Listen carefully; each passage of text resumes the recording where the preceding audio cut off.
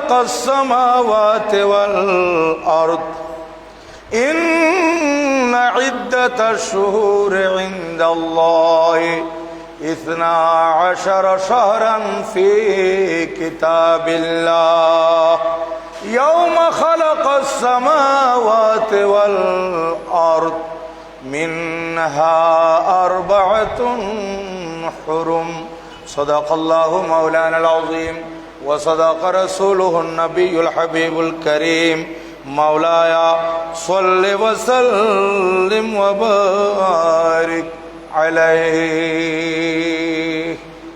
सुल्तान Karbala को सुल्तान Karbala को हमारा सलाम हो जानान मुस्तफ़ा को जानान मुस्तफ़ा को हमारा सलाम हो सुल्तान असगर की नन्ही जान पे लाखों दुरूद हो मासूम बेखता को मासूम बेखता को हमारा सलाम हो सुल्तान करबला को हमारा सलाम हो सुल्तान भाई भतीजे भांजे सब हो गए शहीद हर लाल बेबहा को हर लाल बेबहा को हमारा सलाम ओ सुल्तान करबला को हमारा सलाम हो सुल्तान कर होकर शहीद कौम की कश्ती तरा गए होकर शहीद कौम की कश्ती तरा गए उम्मत के ना खुदा को उम्मत के ना खुदा को हमारा सलाम हो सुल्तान करबला को हमारा सलाम हो जानान मुस्तफ़ा को जानान मुस्तफ़ा को हमारा सलाम हो सुल्तान करबला को सुल्तान करबला को सुल्तान करबला को सुल्तान करबला को हमारा सलाम हो। उपस्थित শ্রদ্ধাভাজন আরাকিন আঞ্জুমানে রহমানিয়া আহমদিয়া সুন্নিয়া ট্রাস্ট বাংলাদেশ মোহতারাম মোতাওয়াল্লি ও আরাকিনত্র জামে মসজিদ কমিটি আরাকিন ও মেম্বারান গাউসিয়া কমিটি বাংলাদেশ এবং আমার প্রিয় এলাকা নাজিরপাড়া তথা দূর দূরান্ত থেকে পবিত্র মাহে মুহররমুল হারামের প্রথম জুমা আদায় করার মানুষে এই বুজুর্গ মসজিদে জমায়েত হওয়া পরম শ্রদ্ধাভাজন মুসল্লিয়ানে কেরাম, বেরাদারান ইসলাম, আহবাবে তরিকত, পর্দার আড়ালে ওয়াজ নসিহত শ্রবণ করার লক্ষ্যে উজু কালাম করে অপেক্ষমান পর্দানসীন মা ও বোনেরা, বিশেষ করে যারা লাইভে আছেন, কাছে দূরে দেশে প্রবাসে সম্মানিত দর্শক শ্রোতা, আমি আপনাদের প্রতি আবারও মাসনুন সালাম আরজ করছি। আসসালামু আলাইকুম ওয়া রাহমাতুল্লাহি ওয়া বারাকাতুহু।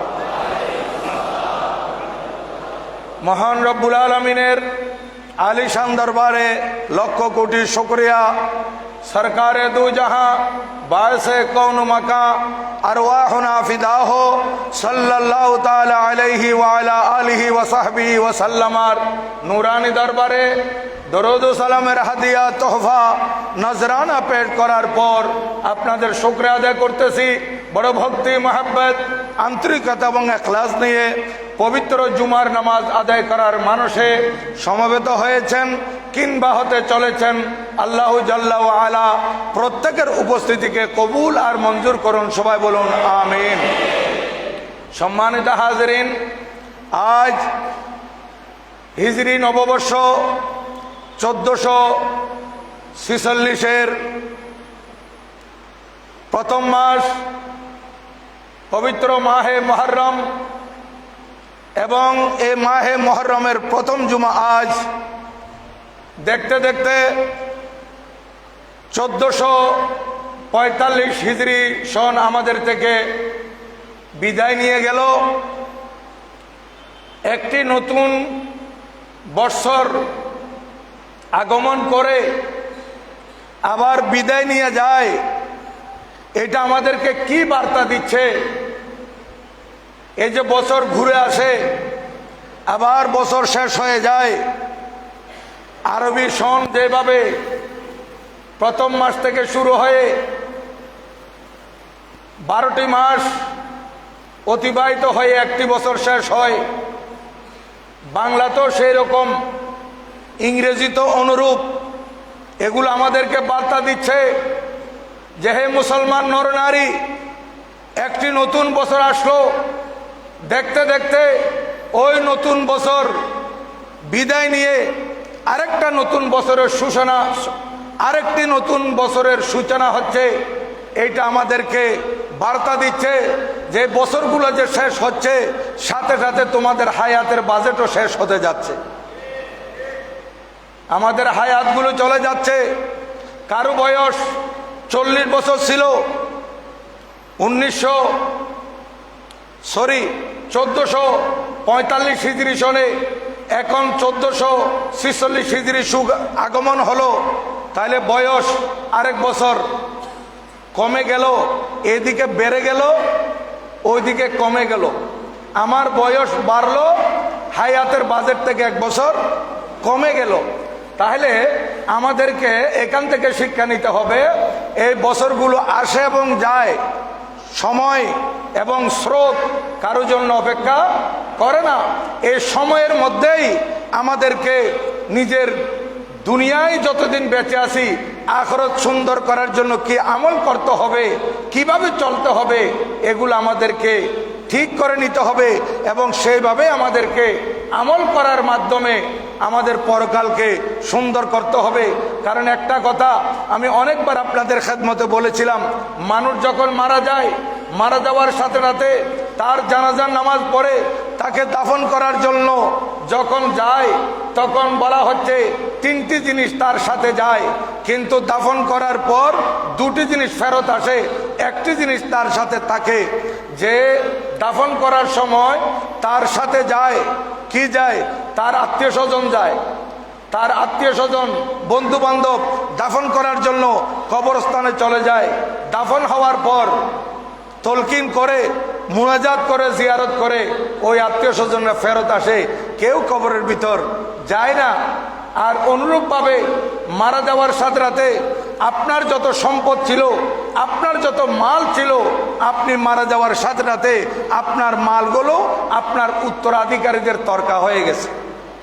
এতদিন আপনার মাল ছিল, ব্যাংকে আপনার টাকা আছে, আপনার সিগনেচারে চেক ইস্যু হলে ব্যাংক টাকা দিয়ে দিচ্ছে, কিন্তু এখন আর আপনি যখন মারা গেছেন এখন আপনি আর চেক ইস্যু করতে পারতেছেন না, আপনার গাড়ি আপনি আর চড়তে পারতেছেন না, আপনার বাড়ি বিলাসবহুল সুন্দর বাড়ি আপনি থাকতে পারতেছেন না, কিন্তু এখানে আপনার উত্তরাধিকারীরা থাকতেছে। এইভাবে শুধু আমরা নয়, আমাদের পূর্ববর্তীরাও এরকম ছিল। ওনারা ছিলেন, ওনারা যাওয়ার পর ওনাদের পরবর্তীরা এসেছে, ওনারা চলে যাওয়ার পর ওনাদের পরবর্তীরা এসেছে, ওনারা যাওয়ার পর আমরা এসেছি, আমরা যাওয়ার পর আমাদের সন্তানরা এগুলো ভোগ করবে, আমাদের সন্তানরা স্থায়ী ভোগ করতে পারবে না, ওরা চলে যাবে, ওদের পরবর্তীরা আসবে। তাহলে সম্পদ এগুলো চলে আসে, আত্মীয় স্বজন এগুলো চলে আসে, সাথে কি যাবে? এই যে আপনি ঈমান আমল, আপনি যেগুলো ভালো আমল করতেছেন, এই আমলগুলো আপনার কবর আপনার সাথী হবে। তাহলে নামাজ আমার সাথে হবে, রোজা আমার সাথে হবে, হজ জাকাত আমার সাথে হবে, নেক কাজ আমার সাথে হবে, সুন্দর আমল আমার সাথে হবে, আমি দান খয়রাত করেছি এগুলো আমার সাথে হবে, মসজিদ বানিয়েছি এগুলো আমার সাথে হবে, মাদ্রাসায় সাহায্য করেছি এগুলো আমার সাথে হবে, মা বাবার খেদমত করেছি এগুলো আমল আমার কবরের সাথে হবে। তাহলে কবরের মধ্যে গজবের ফেরেশতারা যখন আসবে তখন এই আমলগুলো চতুর্দিকে আপনাকে ঘিরে ফেলবে, আপনাকে বেষ্টনীর ভিতরে নিয়ে আসবে, আপনাকে তারা পাহারা দিতে থাকবে যাতে কোনো গজব আপনার দিকে না আসতে পারে। তাহলে আসল বন্ধুকে দেখেন, আমল হচ্ছে আপনার আসল বন্ধু, যে কবরে আপনাকে সাহায্য করবে, কবরে আপনাকে প্রোটেকশন দিবে, কবর আপনাকে সেভ করবে, এই আমল। তাহলে আমাদের আমল সুন্দর করতে হবে। আজ মহরমুল হারামের 5 তারিখ, আগামী বুধবার 17ই জুলাই 10ই মহরমুল হারাম, এটা হচ্ছে আশুরা দিবস। এটার ফজিলত অনেক বেশি। আমি আপনাদের খেদমতে বলে থাকি, আমরা সারা বছর পঞ্জেগানা নামাজ পড়ি, এটা আমাদের ফরজ ইবাদত, কিন্তু কিছু দিন আছে, কিছু রাত আছে আল্লাহ পাক আমাদেরকে দিয়েছেন যেগুলার পাওয়ার বাড়িয়ে দিয়েছেন। রাত 12 ঘন্টার, দিন 12 ঘন্টার, কিন্তু এগুলোর পাওয়ার এমনভাবে দিয়েছেন যে 12 ঘন্টার রাতের মধ্যে 1000 মাসের পাওয়ার ঢুকিয়ে দিয়েছেন। তাহলে একটি রাত ইবাদত করব, 1000 মাসের সওয়াব পাবো। শুধু 1000 মাস নয়, বরং 1000 মাসের চাইতে আরো অনেক গুণ বেশি সওয়াব পাবো। লাইলাতুল কদরি খায়রুম মিন আলফি শাহর। অনুরূপভাবে আমরা আরো দেখতে পাই আরাফা দিবস, এই 12 ঘন্টার একটি দিন, কিন্তু এর পাওয়ার কত। আরাফা দিবসে যদি একটি রোজা রাখে তাহলে বিগত জীবনের 1 বছর এবং অগ্রিম সামনের জীবনের 1 বছরের গুনাহ মাফ হয়ে যায়। তাহলে কত পাওয়ারফুল এই দিন, এক দিনকে আল্লাহ পাক কত বড় নেয়ামত দিয়েছেন, কত বেশি পাওয়ার এই দিনের মধ্যে দিয়েছেন। অনুরূপভাবে এই দিনগুলোর মধ্যে আশুরার দিন একটা আছে। হযরতে উম্মুল মুমিনিন হাফসা রাদিয়াল্লাহু তাআলা আনহা বর্ণনা করেন হাদিসে পাক, উনি বলতেছেন যে আমি নবীজিকে 4টি আমল কোনো অবস্থায় ছাড়তে দেখি নাই, সব সময় করে গেছেন 4টি আমল। তার মধ্যে একটি আমল হচ্ছে আশুরার রোজা, অর্থাৎ মুহররমুল হারামের 10 তারিখের রোজা আল্লাহর নবীজি সবসময় পালন করেছেন। দ্বিতীয় নম্বর হচ্ছে এই আপনার আইয়ামে বীচের রোজা, অর্থাৎ প্রতি মাসে চন্দ্র মাসের 13, 14, 15 3 দিন রোজা রাখা, এটাকে আইয়ামে বীচের রোজা বলা হয়। এটা হাদিসে পাকের মধ্যে এসেছে অনেক ফজিলত। আল্লাহর নবীজি প্রতি মাসে এই 3টে রোজা রাখতেন এবং সাথে রাতে ওই জিলহজ চাঁদের প্রথম 10 দিনের রোজা, এগুলা নবীজি ছাড়েন নাই। চতুর্থ নম্বর হচ্ছে আমার নবীজি ছাড়েন নাই ফজরের ফরজ নামাজের আগে 2 রাকাত সুন্নত, কোনোদিন নবীজি বাদ দেন নাই এই আমলগুলো। হযরত উম্মুল মুমিনিন হাফসা রাদিয়াল্লাহু তাআলা বর্ণনা করতেছেন। আর বিশেষ করে এই মুহররমুল হারামের রোজা, এটার কত বেশি ফজিলত। আল্লাহর প্রিয় মাহবুব সাল্লাল্লাহু আলাইহি ওয়াসাল্লাম যখন মদিনায় পাকে তশরিফ নিয়ে যান, এটা হাদিসে পাকে আছে, বুখারী শরীফে আছে রওয়ায়াত, এবং বিশেষ করে এই হাদিসখানা মেশকাত শরীফের 180 পৃষ্ঠার মধ্যে এসেছে। হযরতে সৈয়দনা আব্দুল্লাহ ইবনে আব্বাস রাদিয়াল্লাহু তাআলা আনহুমা থেকে বর্ণিত হাদিস, আল্লাহর নবীজি মদিনা শরীফে তশরিফ নিয়ে যাওয়ার পর দেখলেন সে মদিনা শরীফের ইহুদিরা আশুরা রোজা পালন করতেছে, মুহররমুল হারামের 10 তারিখের রোজা পালন করতেছে। নবীজি তাদেরকে ডাকলেন, কি ব্যাপার, এই দিন তোমরা রোজা পালন করো? বলে, হুজুর এই দিন বড়, হাজা ইয়মুন আজিম, এটি মহান দিন, এটি বরকতমণ্ডিত দিন। আনজাল্লাহু ফিহি মূসা ওয়া কওমাহু ওয়া গরাকা ফিহি ফিরআউনা ওয়া কওমাহু।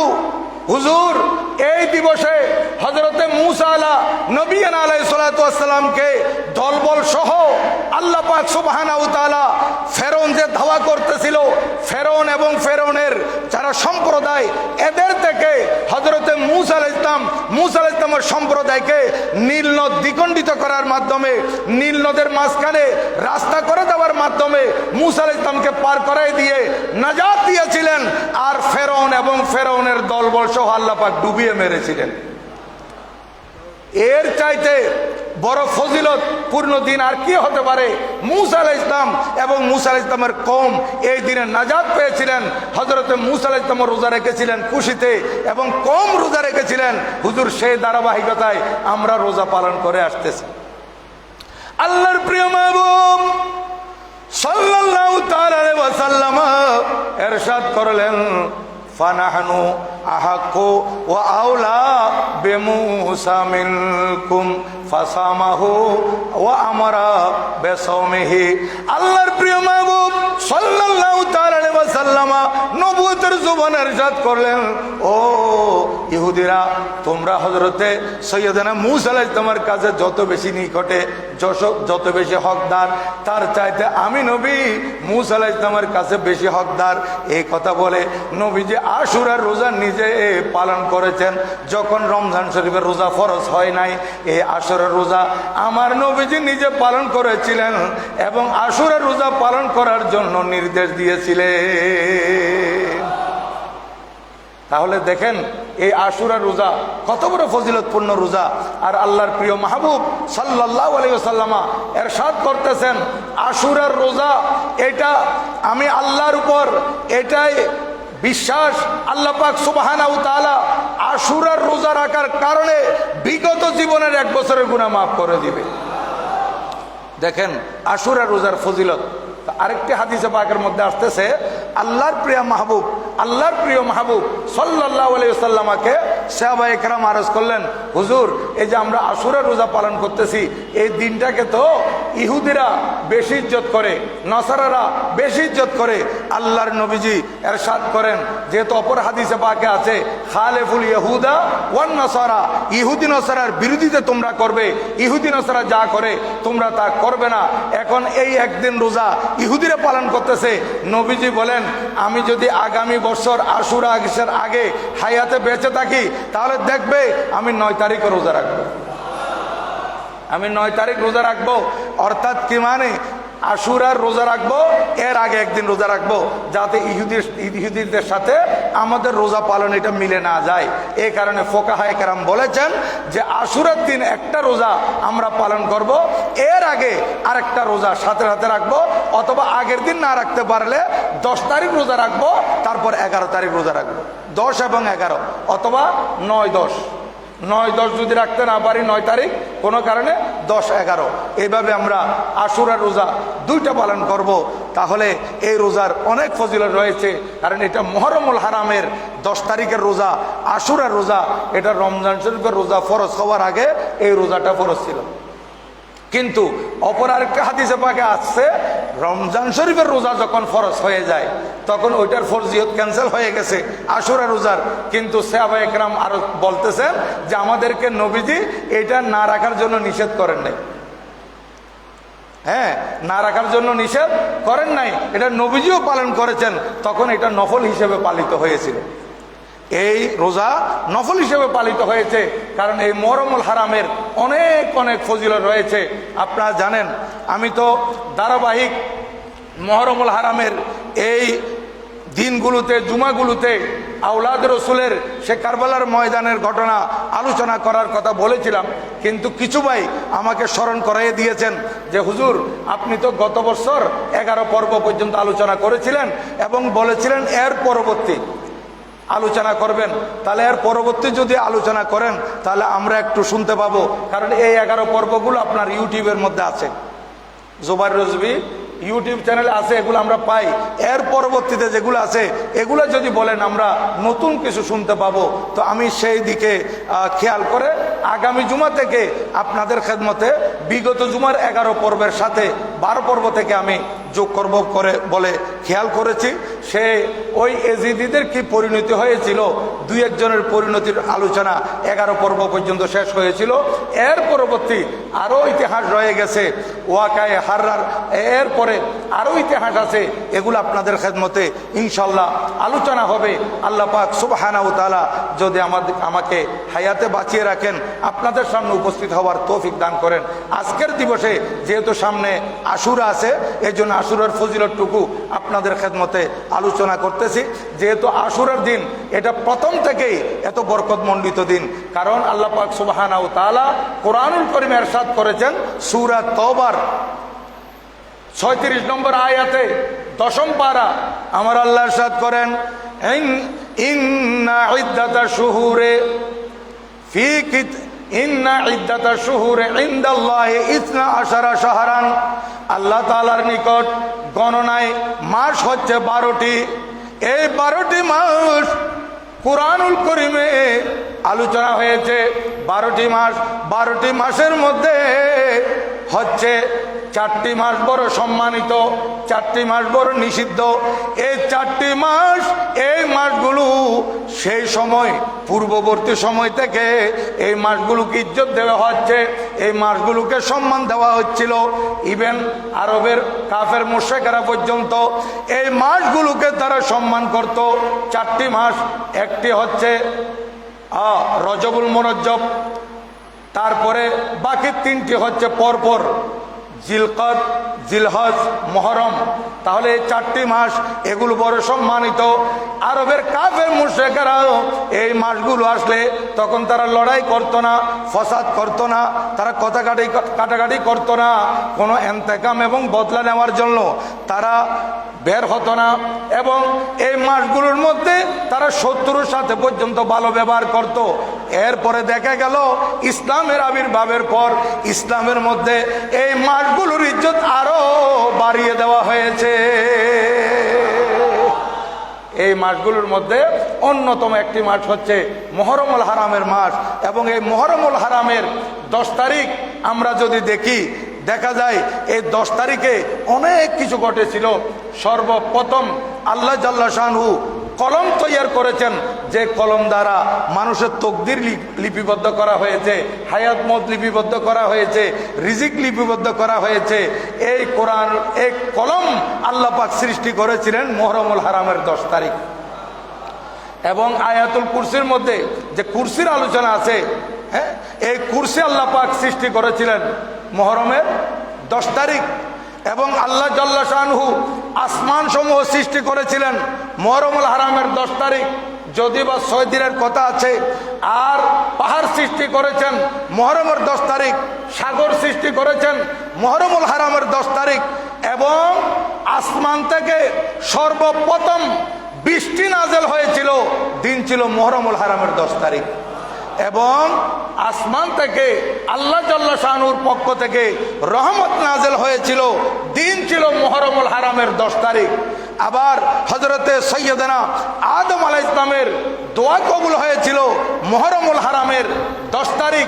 হযরতে সৈয়দনা ইদ্রিস আলাইহিস সালামকে আল্লাহ পাক সুবহানাহু ওয়া তাআলা জান্নাতের দিকে উঠায়ে নিয়েছিলেন ফেরেশতার মাধ্যমে, দিন ছিল মুহররমুল হারামের 10 তারিখ।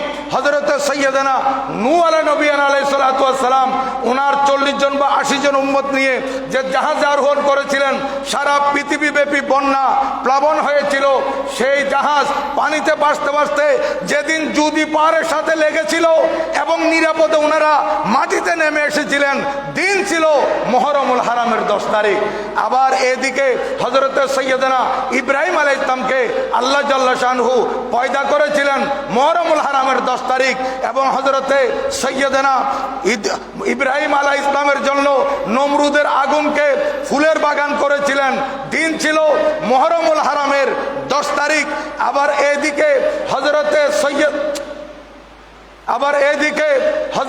সৈয়দনা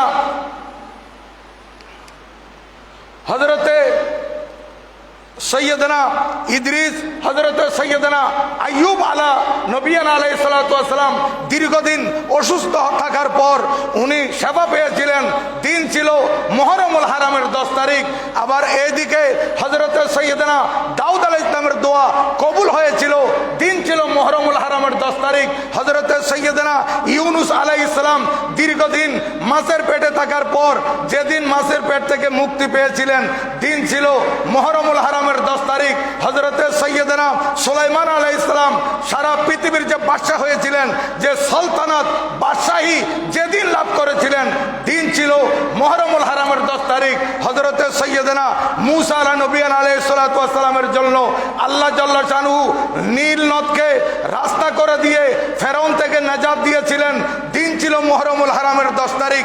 আবার হযরত সৈয়দনা মূসা আলাইহিস সালামের জন্য এই ফেরাউন যখন 300 জাদুঘর ইস্কান্দরিয়ার ময়দানে মূসা আলাইহিস সালামের মোকাবেলা করার জন্য সে উপস্থিত করেছিল, সেদিন হযরত সৈয়দনা মূসা আলাইহিস সালাম নিজের লাঠি মুবারক যখন মাটিতে রেখেছিলেন, এটা অজাগর সাপ হয়ে ওই জাদুঘরদের সাপগুলো গিলে ফেলে হযরত মূসা আলাইহিস সালামকে আল্লাহ পাক বিজয় দান করেছিলেন।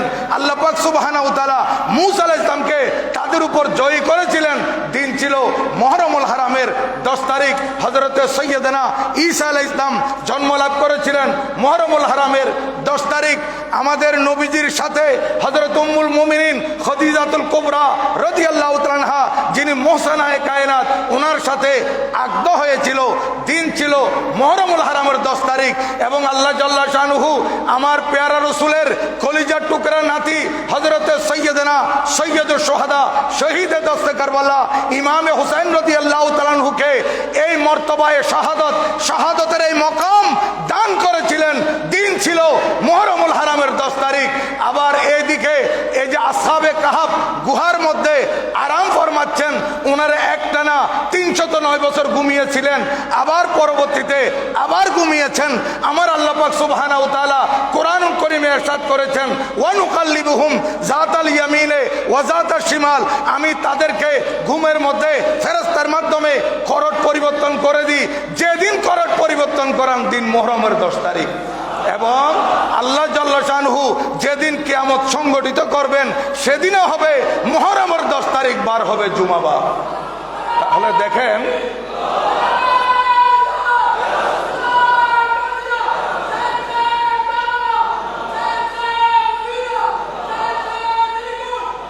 এই মুহররমুল হারামের 10 তারিখে অনেক ঘটনা ঘটেছিল। তাই হাদিসে পাকের মধ্যে এই মুহররমুল হারামের ঘটনার ব্যাপারে অনেক আলোচনা আছে, এবং মুহররমুল হারামের রোজা রাখার ব্যাপারে আলোচনা এসেছে, নামাজের ব্যাপারে আলোচনা এসেছে, যে আশুরার দিন 4 রাকাত নামাজ আপনারা পড়বেন। 4 রাকাত নামাজ, এটা জোহরের পরও পড়তে পারবেন, দিনের মধ্যে পড়ে নেবেন। এই 4 রাকাত নামাজ সূরা ফাতিহার সাথে 11 বার করে কুল হুয়াল্লাহ শরীফ, এটা সহজ। সূরা ফাতিহার সাথে প্রতি রাকাতে 11 বার করে কুল হুয়াল্লাহ শরীফ, 2 রাকাত করে 4 রাকাত নামাজ পড়বেন। এটার অনেক ফজিলত রয়েছে। এবং দিনে রোজা রাখবেন। আর এই মুহররমুল হারামের 10 তারিখ এমনি তো ইয়েতিম গরিবকে সাহায্য করার মধ্যে অনেক ফায়দা আছে, বিশেষ করে অতি ফজিলত। সারা বছর তো এতিমকে সাহায্য করে যাবেন, কিন্তু যেদিন মুহররমুল হারামের 10 তারিখ কারো ঘরে এতিম থাকলে, কি পরিচিত হোক অপরিচিত হোক, কিংবা এতিমখানা হোক, আপনার ঘরের মধ্যে আপনার ভাই মারা গেছে, আপনার ভাতিজা ছোট ছোট এরা এতিম না, এদের মাথায় আপনি হাত বুলিয়ে দিলেন।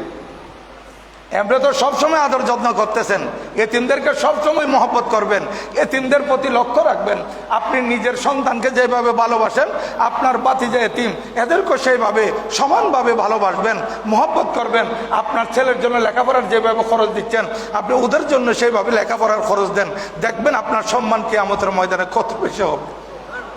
এতিমদেরকে সবসময় সাহায্য করবেন। বিশেষ করে মুহররমুল হারামের 10 তারিখ আপনি এতিম দেখলে এতিমের মাথায় হাত বুলিয়ে দিবেন, অনেক ফজিলত পাবেন। এবং মুহররমুল হারামের 10 তারিখ নিজের পরিবারের জন্য ভালো খানার ব্যবস্থা করবেন। এটা সারা বছর আল্লাহ পাক আপনার রিজিকের মধ্যে ফরাগতি দান করবে। মুহররমুল হারামের 10 তারিখ এমনি সবসময় দান করে থাকেন, 10 তারিখ আরও বেশি দান করবেন, অনেক ফজিলত পাবেন। এই মুহররমুল হারামের 10 তারিখ আপনারা রুগীদেরকে তো সবসময় সেবা সুস্থতা করেন, সবসময় দেখাশোনা করেন।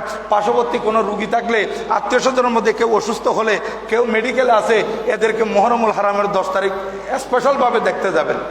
এমনি তো সবসময় দেখতে যান এবং বলবেন যে আজকে মুহররমুল হারামের 10 তারিখ, এই 10 তারিখ মুহররমুল হারামের আজকে আশুরার দিবস, আমি রুগী দেখতে যাব, অনেক ফজিলত পাবেন। কারণ আশুরার দিবসের উসিলায় আল্লাহ পাক অনেক ফজিলত দান করেন, অনেক বরকত দান করেন, অনেক রহমত দান করেন।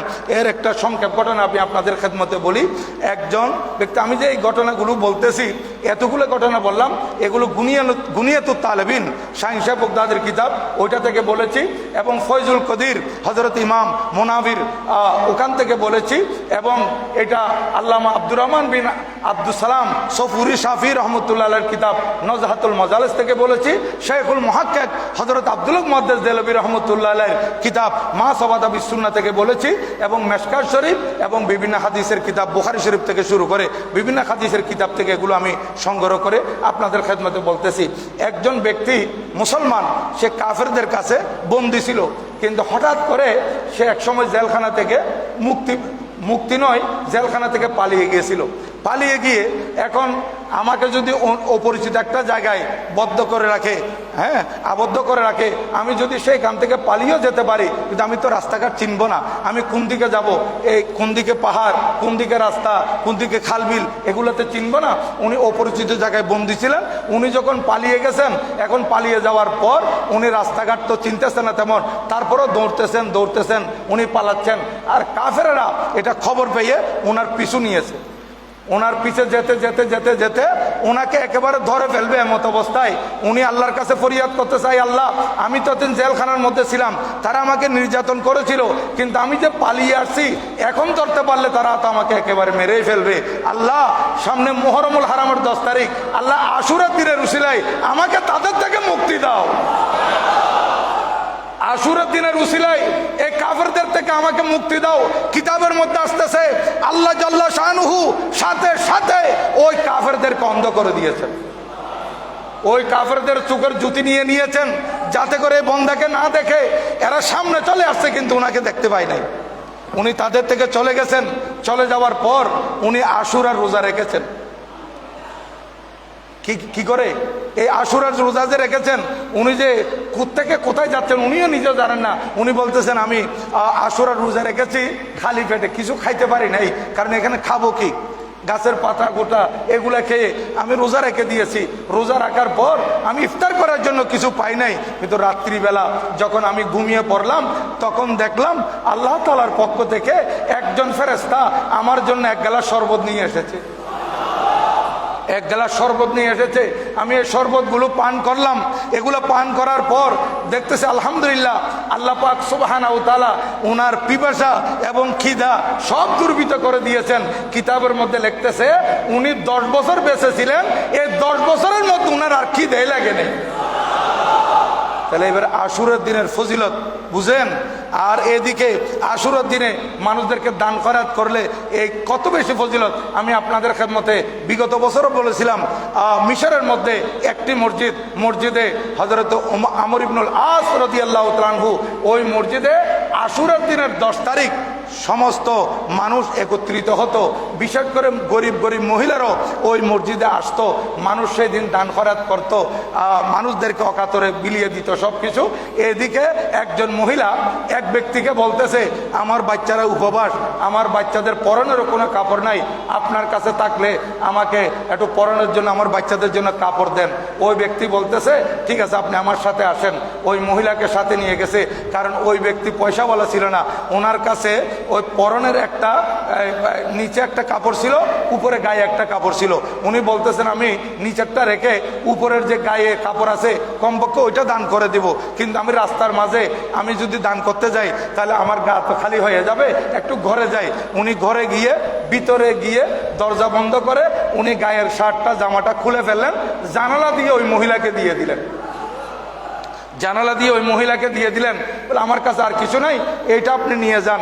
ওই মহিলা এত বেশি খুশি হয়েছে, আল্লাহর কাছে দোয়া করেছে, আই আল্লাহ এই ব্যক্তিকে আপনি বেহেশতের পোশাক দান করেন। দোয়া করেছিল আলবাসাকাল্লাহু মিন হুলালিল জান্নাহ, আল্লাহ পাক তোমাকে জান্নাতি পোশাক দান করুন। ওই ব্যক্তি রাত্রে ঘুমিয়ে পড়েছে, দেখতেছে ঘুমের মধ্যে স্বপ্নের মধ্যে এক রূপসী সুন্দরী মহিলা তার জন্য একটা আপেল এনেছে, আপেল সেব নাশপাতিও ধরতে পারে, এনেছে। এটা এই মহিলা প্রবেশ করার সাথে সাথে সারা ঘর আলোকিত হয়ে গেছে, সুবাসিত হয়ে গেছে। এই স্বপ্নের মধ্যে মহিলাকে বলতেছে আপনি কে? বলে আমি আশুরা, আমার নাম আশুরা, আমি জান্নাতের হুর, আমি আপনার কাছে এসেছি আল্লাহর হুকুমে, ধরেন এই আপেলটা নাশপাতিটা নেন। তখন ওই ব্যক্তি নাশপাতিটা নিল, বলে খুলেন। এই নাশপাতিটা যখন ভাঙছে, দুই টুকরা করছে, যখন দেখতেছে ওই নাশপাতির ভিতর থেকে একেবারে নরম তুলতুলে কাপড় বের হয়েছে। বলে বেহেশতি পোশাক আপনার জন্য পাঠানো হয়েছে এবং জান্নাতের মধ্যে আমি আপনার বিবি হব। এই কথা বলে ওই মহিলা যখন চলে গেল, আর এইদিকে তার ঘুম ভেঙে যায়। সে ঘুম থেকে উঠে দেখতেছে তার ঘরের মধ্যে এখনো আলো জ্বলতেছে, আর পুরা ঘর সুবাসিত হয়ে আছে, ঘরের মধ্যে সুগন্ধি। তখন সে 2 রাকাত নামাজ পড়লো, উজু করে নামাজ পড়ে বলতেছে আল্লাহ এই মহিলা যদি জান্নাতের মধ্যে আমার বিবি হয় তাহলে আর দুনিয়াতে আমি আর বেশি দিন কেন থাকবো, আমি ওই মহিলার সাথে যেতে চাই। আল্লাহ তুমি আমাকে দুনিয়া থেকে নিয়ে যাও, আমি যাতে জান্নাতে গিয়ে ওই মহিলা আমার বিবিকে আমি পাই। কিতাবের মধ্যে আসতেছে আল্লাহ পাক সুবহানাহু ওয়া তাআলা ওনাকে ওনার রূহটা কবজ করাই নিলেন এবং ওনাকে জান্নাতি করে দিয়েছেন। এই মুহরমের দান করার কারণে, আশুরা দিবসের কারণে, এটার অনেক ফজিলত আছে। আল্লাহ পাক সুবহানাহু ওয়া তাআলা এই আশুরা দিবসের নেয়ামত, আশুরা দিবসের বরকত আমাদের সবাইকে অর্জন করার তৌফিক দান করুন। সবাই বলুন আমিন। সম্মানিত হাজিরিন, দানের দ্বারাই সব কিছু বাড়ে। আমাদের মধ্যে অনেক মানুষ আছে যে শত কোটি টাকার মানুষ, কিন্তু কৃপণ, দান করতে চায় না।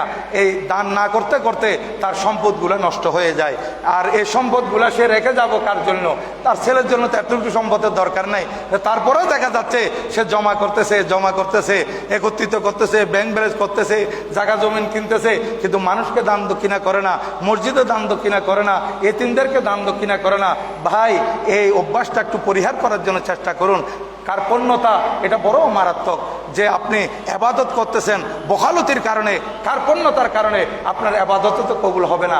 একটু হাতকে প্রসারিত করুন, এতিমদেরকে দান করুন, গরিব মিসকিনদেরকে দান করুন, এই জামিয়ার লিল্লাহ বডি আপনার সাহায্য করুন, এগুলো আপনাদের অনেক কল্যাণে আসবে। আল্লাহ পাক সুবহানাহু ওয়া তাআলা আমাদেরকে আল্লাহ এবং আল্লাহ রসুলের সন্তুষ্টি এবং আহলে বাইত রসুল সাল্লাল্লাহু আলাইহি ওয়াসাল্লামের প্রেম মহব্বত আমাদের অন্তরে ভরপুর করে দিন। আহলে বাইত রসুলের মহব্বতের মাধ্যমে আল্লাহ এবং আল্লাহ রসুলের সন্তুষ্টি অর্জন করার তৌফিক দান করুন। আমিন। ওয়া মা আলাইনা ইল্লাল বালাগ। ওয়া আসসালামু আলাইকুম ওয়া রাহমাতুল্লাহি তাআলা ওয়া